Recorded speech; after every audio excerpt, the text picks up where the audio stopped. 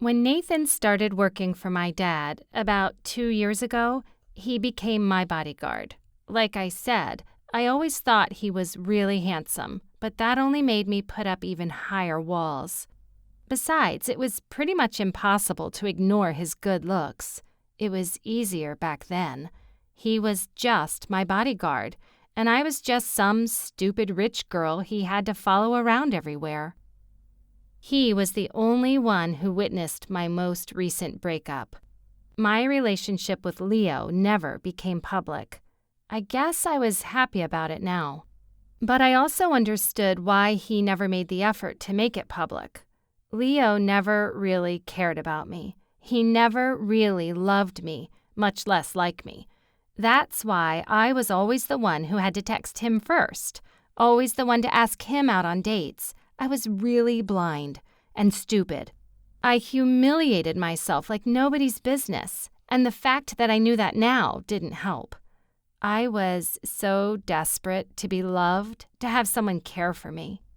I had this whole story made up in my head the moment I saw Leo, and I believed it and didn't want to wait for him to do something. Why did we have to wait for guys to make the first move anyway? Girls could too. So there I went, handing my heart away on a shiny silver platter along with the knife for him to cut right through it. I gave him the power to hurt me. I think that's what hurt the most. Nathan and I never really talked about it, but of course he knew. He was always with me. When I asked him not to tell my parents anything about my romance with Leo, he told me not to worry about it. He never broke that promise. And then I had to go get drunk and kiss him.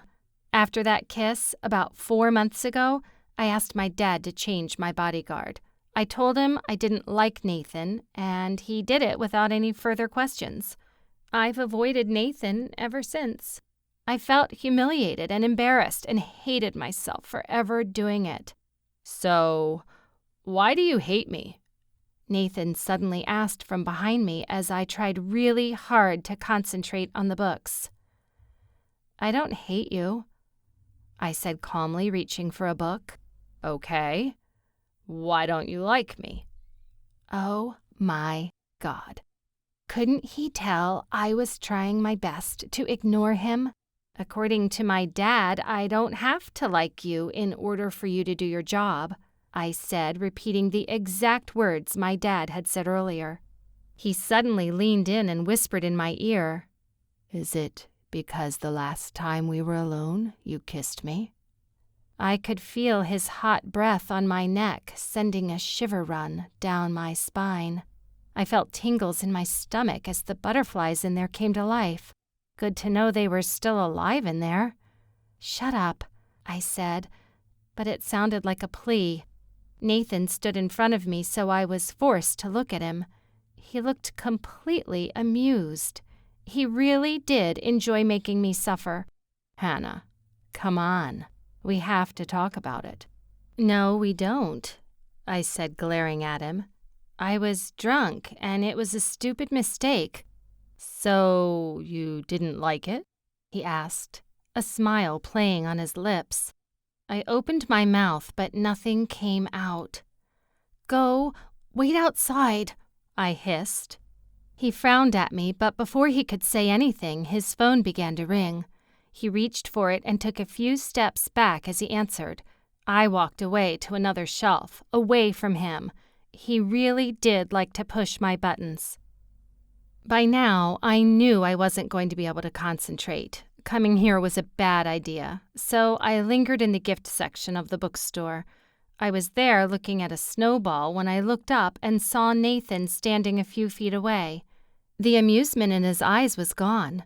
For once, he looked completely serious as he stared at me with his green eyes. "Nathan?" I asked, walking to him when he didn't move. "What's wrong?" "It was your father," he said slowly. By the look on his face, I knew it wasn't a casual call.